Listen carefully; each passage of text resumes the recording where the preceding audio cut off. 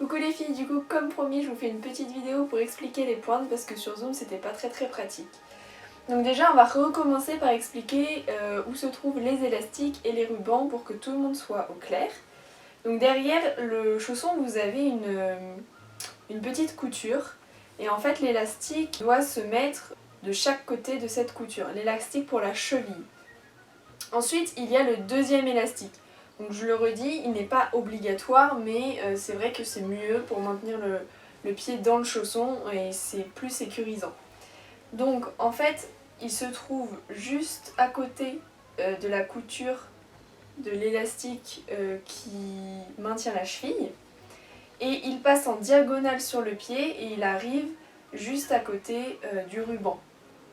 Et les rubans, de chaque côté de la pointe en fait se trouve une couture et donc les rubans se mettent à côté de cette couture vers le talon. Voilà, il faut coudre tous les élastiques et tous les rubans vers l'intérieur. Mais surtout, il ne faut pas coudre les rubans et les élastiques sur le dessus du chausson, juste ici, car c'est comme pour la demi-pointe, c'est un lacet qui sert à resserrer le chausson autour du pied. Voilà, si le chausson baille un peu, il suffit de resserrer un tout petit peu le lacet et puis ça va maintenir le pied. Donc ça c'est pour les élastiques et les rubans.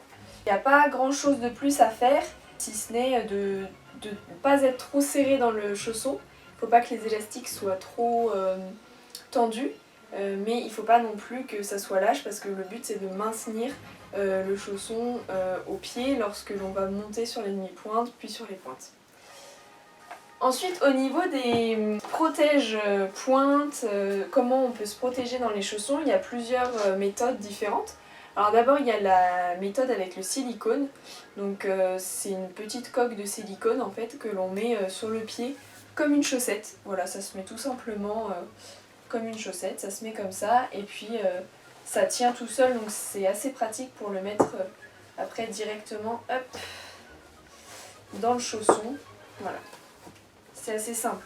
Mais si vous n'avez pas le protège-pointe en silicone, ce n'est pas grave du tout. Il y a d'autres méthodes qui fonctionnent tout aussi bien. Donc il y a la méthode du papier bulle. Donc là, il faut en prendre une grande quantité. Mais en même temps, il ne faut pas que le pied soit coincé dans le chausson non plus. Il faut que le pied soit assez à l'aise dans le chausson. Voilà. Mais ça fait toujours un petit peu mal de toute façon les pointes.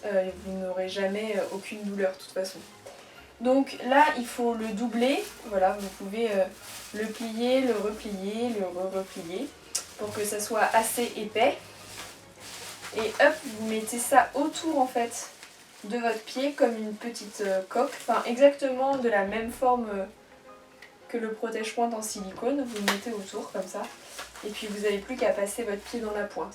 Donc c'est un peu plus compliqué de pouvoir le passer, du coup l'idéal c'est de passer d'abord les deux élastiques, ensuite vous mettez le papier bulle et vous enchaînez, hop, vous mettez directement dans le chausson.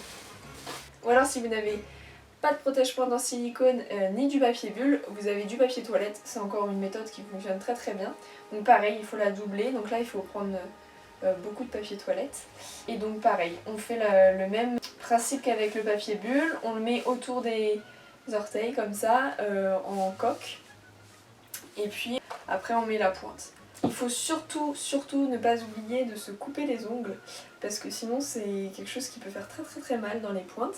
Donc une fois que les protections sont mises et que vous avez passé le pied dans la pointe, que vous avez resserré le petit lacet qui est autour, il est temps de lacer la pointe à la cheville. Donc pour ça il faut avoir assez de ruban et il ne faut pas en avoir trop, donc là c'est vraiment au moment de l'essayage, au moment où vous allez essayer votre pointe, que vous allez savoir si vous avez trop de ruban ou pas assez.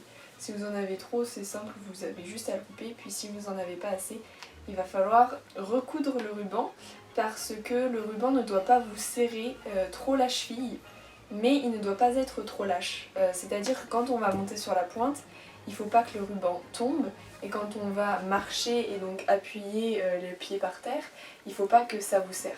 Vous passez le ruban une fois en le croisant une fois devant.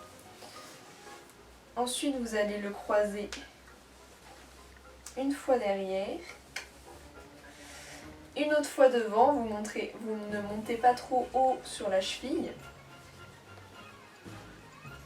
Et une fois arrivé derrière, vous faites un petit nœud. Donc vous faites une petite boucle. Vous pouvez faire un double nœud, c'est le mieux.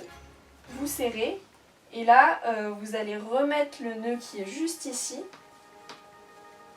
dans les rubans juste à côté. Pour pas que le petit nœud se voie. Voilà, vous ne mettez surtout pas le nœud dans le chausson à l'intérieur, faut pas que ça descende. Voilà, vous mettez comme ça. Donc quand je mets mon pied comme ça, je peux voir que ça me serre pas trop. Et quand je vais monter sur la pointe comme ça, je peux voir que le ruban ne lâche pas. Il tient encore mon pied. Donc voilà, donc ça c'est pour les pointes. Il faut bien faire attention aux élastiques, il faut qu'ils soient bien placés, pas trop serrés et pas trop lâches. Il faut bien faire attention à vos protège-pointes. Voilà, vous pouvez mettre et du papier bulle et du papier toilette. Vous pouvez combiner voilà, deux protections. Il n'y a pas de souci. Il faut juste que ça ne soit pas trop serré dans votre chausson pour que vous puissiez encore danser après. Et une fois que tout ça c'est fait, vous pouvez donc attacher votre pointe à votre cheville en le passant 2 fois devant et 2 fois derrière. Et la deuxième fois derrière, on attache et on coule le nœud à l'intérieur des autres rubans.